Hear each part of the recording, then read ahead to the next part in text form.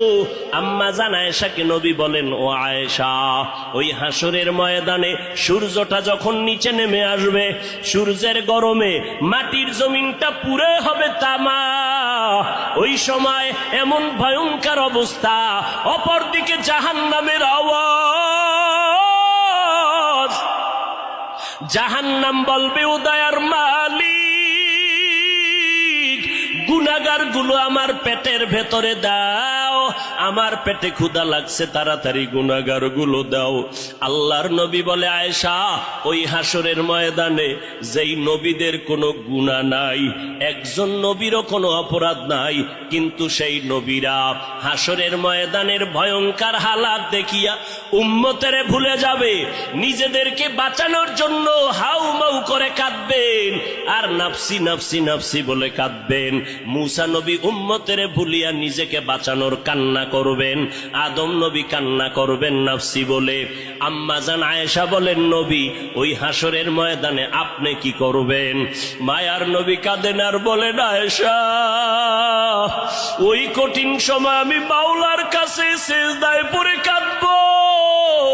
ওই সময় আমি আমার নিজের জন্য চিন্তা করব না, আমি কেঁদে কেঁদে বলবো, আমার উম্মত গুলো কই?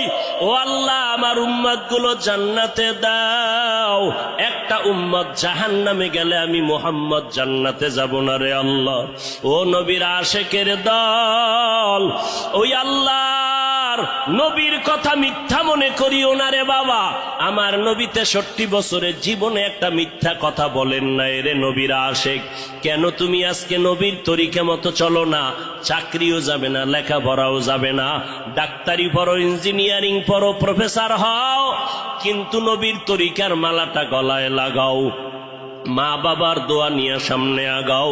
কারণ মা বাবার চোখের পানি সারা জমিনের মধ্যে আর কারো দোয়ায় আগানো যায় না। আজকে মা বাবার চোখের পানিতে চেয়ারে বসলাম, তুমি টাকা পয়সা বাড়ি গাড়ির মালিক, মা বাবার চোখের পানির কারণে। পরীক্ষায় ভালো নাম্বার পেয়েছো মা বাবার দোয়ার কারণে।